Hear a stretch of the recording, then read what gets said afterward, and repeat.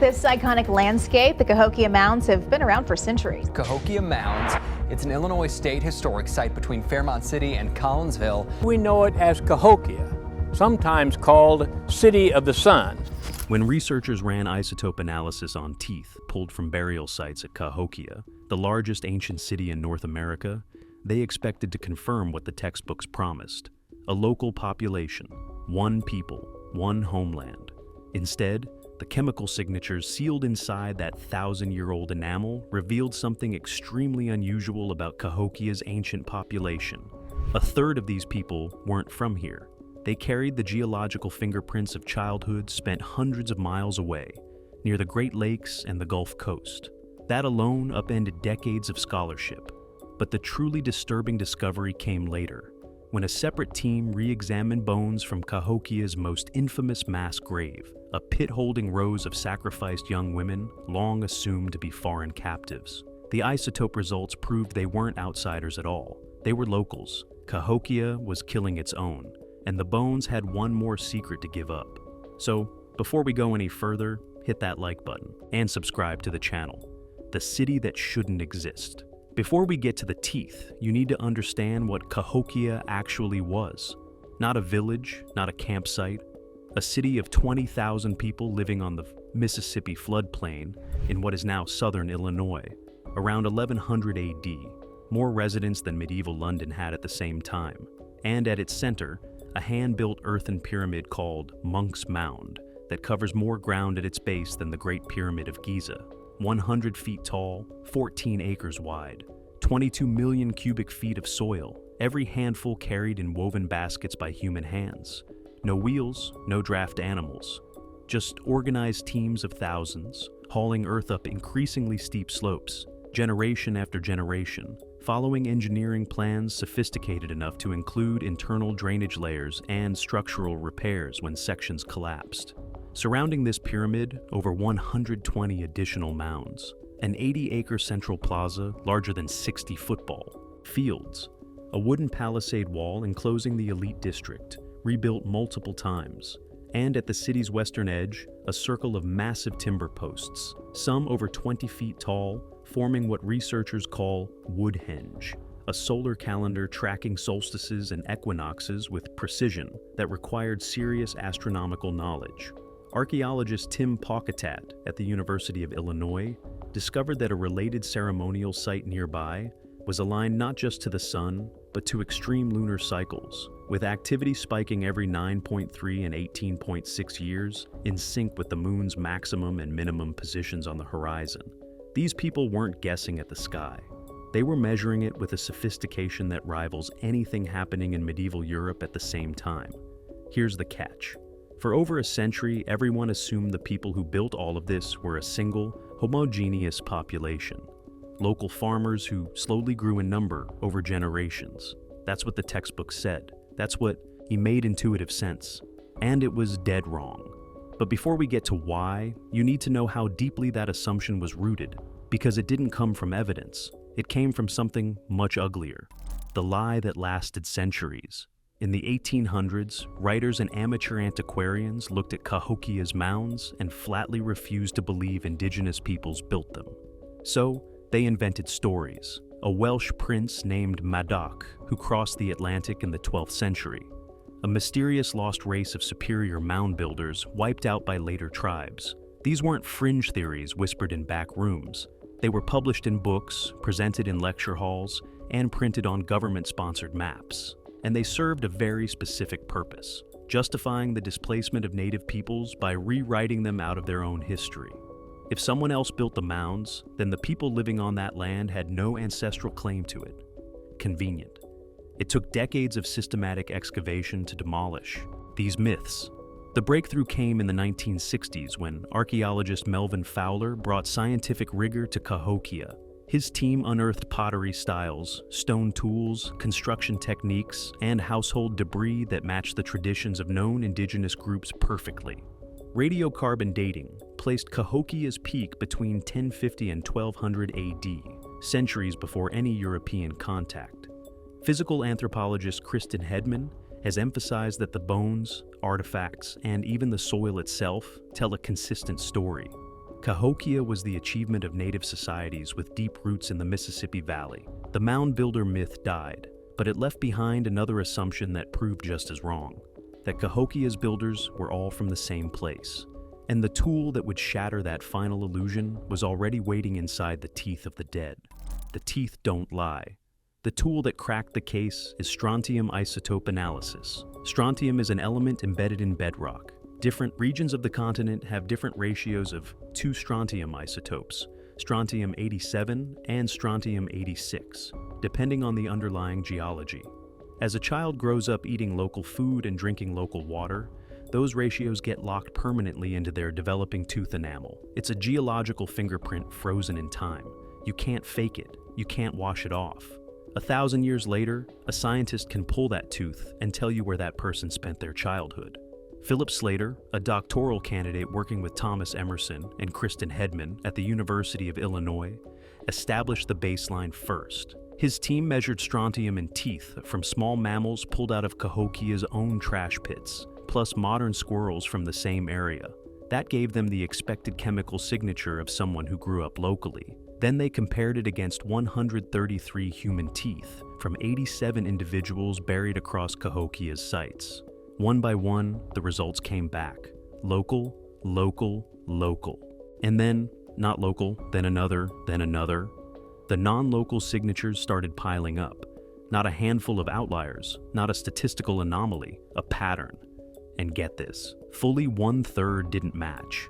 33% of the people buried at Cahokia grew up somewhere else entirely. Their childhood tooth enamel carried the chemical fingerprints of distant geologies, copper-rich terrains near the Great Lakes, shell-rich soils along the Gulf Coast, river valleys hundreds of miles to the north and west. Some matched regions in Michigan, others pointed toward Florida or Louisiana. And these weren't traders passing through. Their later forming teeth showed local Cahokia signatures, meaning they immigrated as children or young adults and stayed for the rest of their lives. They came to Cahokia, and Cahokia became home. But here's the deal. It wasn't just an early wave of founders. Slater's data showed immigrant signatures appearing consistently across every time period tested. From Cahokia's explosive birth around 1050 AD through its collapse in the early 1300s. For 250 straight years, strangers kept arriving, not trickling in, flooding in. Emerson stood in front of his colleagues and said what the data demanded. Cahokia wasn't a homogeneous farming community that got bigger. It was multi-ethnic, probably multilingual, a constant churn of newcomers arriving from across the continent, century after century. And even more surprising, as Emerson later noted, immigrants weren't relegated to the city's margins. Several non-local individuals received prestigious cedar platform burials, the kind reserved for high-status figures. Outsiders weren't just tolerated, some of them rose to power. Think about that for a second. 1,000 years ago, on a continent that historians still describe as populated by scattered tribes, there was a city functioning like ancient Rome, drawing in people from the Great Lakes to the Gulf of Mexico, absorbing languages, traditions, belief systems. Emerson called it North America's first melting pot. And he wasn't being poetic, he was being literal. As he told National Geographic, when people don't have anything in common, no shared language, no shared customs, how do you create unity? What kind of political and religious system do you need to hold that together? Those are the questions that kept him up at night. Because the material evidence, copper from Michigan, marine shells from Florida, pottery from the Carolina South, had all been found at Cahokia before, but everyone assumed it arrived through trade networks. Now Slater had proven the goods didn't travel alone. The people came with them, and the city absorbed them all. If this is already rewriting what you thought you knew about ancient America, hit subscribe, because what comes next out of Cahokia's most sacred burial mound is even more disturbing. The burial they got wrong. Mound 72, low ridge sitting just southeast of Monk's Mound, from the surface. Nothing special. But when Melvin Fowler excavated it in 1967, what he found underneath became one of the most significant and most misunderstood discoveries in North American archaeology. More than 270 bodies, 5 mass graves, each containing 20 to over 50 people, individual burials, group burials, pairs laid side by side, children bundled with adults, bodies showing signs of trauma, others arranged with painstaking care, the full range of Cahokia's social hierarchy, frozen in death. And at the center of it all, the feature that would define how the world understood ancient Cahokia for the next 50 years, the beaded burial. Two bodies laid one on top of the other, resting on a blanket of more than 20,000 marine shell disc beads arranged in the shape of a thunderbird with outstretched wings. Beneath them, a cape of shells. At their sides, finely crafted arrowheads, copper artifacts, chunky stones used in ritual games. Everything about this burial screamed supreme authority. Fowler's interpretation was immediate. Two high-status warrior males, twin kings, the foundation of a male-dominated chiefdom. That reading became the model for understanding gender, status, and power across the entire Mississippian world. It appeared in textbooks. It was cited in hundreds of academic papers, taught as settled fact for half a century. Now pay attention. In 2016, Thomas Emerson and Kristen Hedman published a study in the journal American Antiquity that demolished that interpretation completely. Their team went back to the physical remains, not Fowler's field notes, not secondary analyses, the actual bones, and applied modern bioarchaeological methods with two independent osteological studies. The central pair wasn't two males, it was a male and a female. The burial complex didn't contain 6 high-status individuals, it contained at least 12, and the surrounding remains included additional male-female pairs, multiple women of clear high status, and at least one child, 50 years of scholarship, hundreds of papers, an entire framework for understanding Mississippian power, all of it built on a misidentification. Emerson told the University of Illinois press office, "The fact that these high-status burials included women changes the meaning of the beaded burial feature. Now, we realize we don't have a system in which males are these dominant figures and females are playing bit parts. What we have at Cahokia is very much a nobility. It's not a male nobility, it's males and females, and their relationships are very important. The stone figurines found throughout Cahokia are predominantly female. The symbols on the pottery relate to water, fertility, and the underworld. Researchers had been looking at later southeastern warrior societies and projecting that template backward, seeing what they expected instead of what was there. It took going back to the bones with better science to realize that the most famous burial in North American archaeology had been telling the wrong story since 1967. But that wasn't the darkest secret hiding in Mound 72. Not even close. Cahokia's own. The mass graves surrounding the beaded burial held mostly young women between the ages of 15 and 25. Bodies arranged in neat rows, showing few visible signs of physical trauma.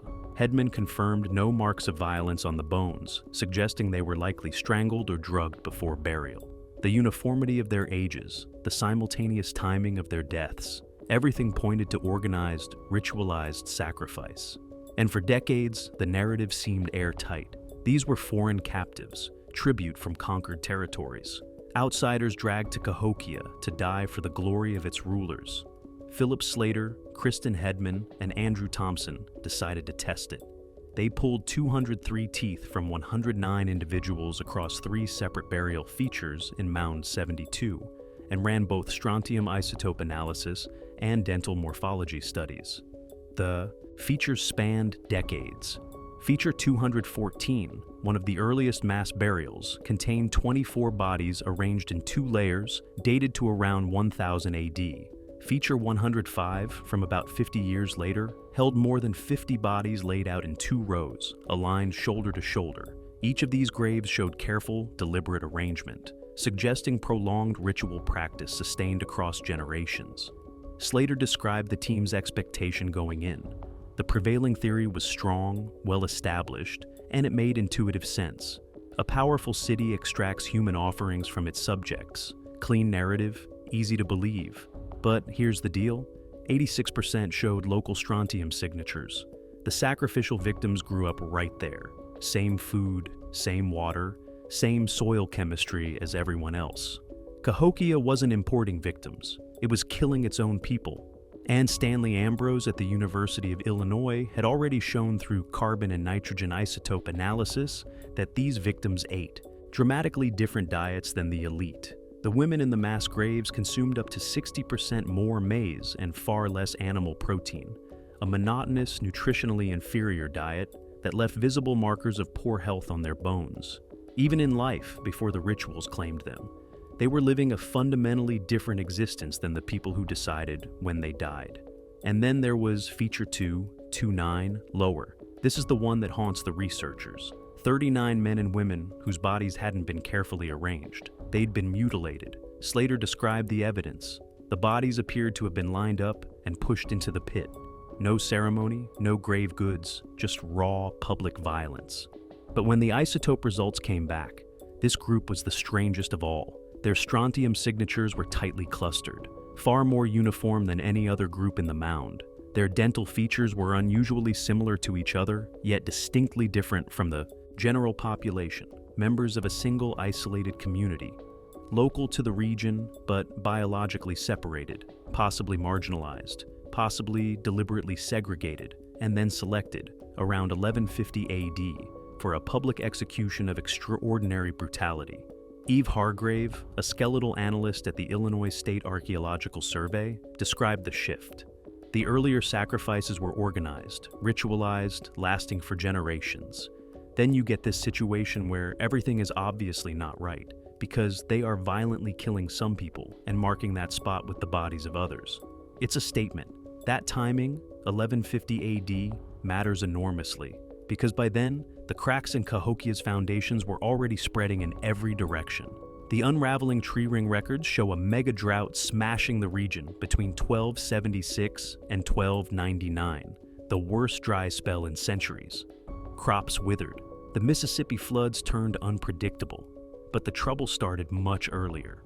Burn layers and hastily rebuilt palisade walls appear in the archaeological record around 1170, evidence of conflict, either from hostile neighbors or revolt from within. Skeletons from this period carry the signatures of malnutrition, physical stress, and tuberculosis, a disease that thrives when populations pack too tightly and resources run too thin. The city that had pulled in strangers from across a continent was turning on itself. Its diversity, once the engine of explosive growth, had become a pressure point. Newcomers and established residents competing for shrinking food supplies, different languages creating misunderstanding, different religious traditions clashing in the same ceremonial spaces, rituals and sacrifices escalating in frequency, as if the ruling elite were desperately searching for any mechanism to hold a fracturing population together. The isotope data from Mound 72 captures this desperation in bone. The violence against Feature 229's victims, local people, genetically distinct, publicly butchered, reads like a warning broadcast to the rest of the city. Comply, or this happens to you. Emerson and Hedman would later write that the internal diversity itself may have been the fatal flaw. As they put it, it makes more sense, given the heterogeneous population, with differences in language and social, religious, and political cultures, to look to internal dissension as the underlying reason. Cahokia, they suggested, may have been an experiment in unification that ultimately failed. After 1200, the population collapsed. By 1350, total abandonment. Not a slow decline, a full evacuation. The mounds stood empty, the plazas silent.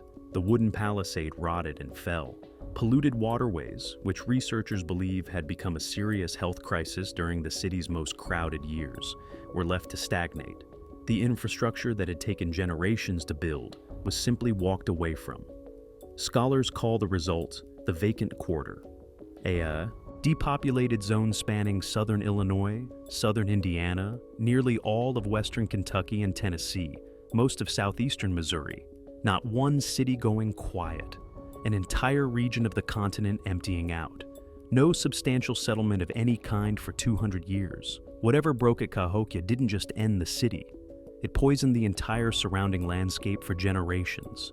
People didn't just leave, they stayed away. And that absence, that silence across hundreds of miles of fertile floodplain, may be the most damning evidence of all for how badly things ended. But that's not the end, not even close. the people who refused to vanish. In 2020, UC Berkeley archaeologist A.J. White paddled out onto Horseshoe Lake, adjacent to the Cahokia Mounds, and extracted sediment cores from 10 feet below the lake bed. He was hunting for fecal stanols, microscopic molecules produced in the human gut during digestion that preserve in sediment for centuries. Because humans produce them in far greater quantities than animals, their concentration in lake mud acts as a direct proxy for population density in the surrounding area. White's results destroyed the vanishing civilization narrative. Fecal stanol levels didn't flatline after Cahokia's collapse. They rebounded in the 1500s, peaked around 1650, and persisted through the 1700s, all before Europeans arrived in significant numbers. Pollen data showed maize farming. Charcoal evidence pointed to controlled prairie burning. Historical records described a network of tribes called the Illinois Confederation, communities practicing a more mobile way of life, tending smaller farms, hunting bison, breaking into smaller groups when resources grew scarce. As White told UC Berkeley's News Bureau, one would think the Cahokia region was a ghost town at the time of European contact, based on the archaeological record. But we were able to piece together a Native American presence in the area that endured for centuries. The descendants didn't disappear. They adapted, migrated, reformed, persisted. Unlike the Mississippians who had been firmly rooted in the Cahokia metropolis, the Illinois Confederation tribes roamed further afield, tending small farms and gardens, hunting game, and breaking off into smaller groups when resources became scarce. It was a fundamentally different way of living on the same land, more flexible, more resilient, shaped by the lessons of what had come before, and oral traditions among descendant communities have always maintained exactly that. Their ancestors built the great earthworks and farmed those fields. The memory never died, only the outsiders forgot. Now the science confirms what those traditions always knew, and the next chapter of this story is already being written. Today, the frontier is full genome sequencing, conducted with the consent and collaboration of tribal communities, where strontium tells you where someone grew up, and dental morphology tells you. About biological relatedness, full genome analysis can trace direct lines of descent across centuries. Researchers hope to map genetic connections between ancient Cahokians and living indigenous groups, restoring a thread of continuity that myth and silence tried to sever for centuries. Every old assumption that Cahokia was local, homogeneous, male-dominated, and ultimately abandoned by a vanishing people has been demolished by what was locked inside ancient teeth and bone. The strontium doesn't lie, the bones don't forget, and researchers estimate they've barely scratched the surface.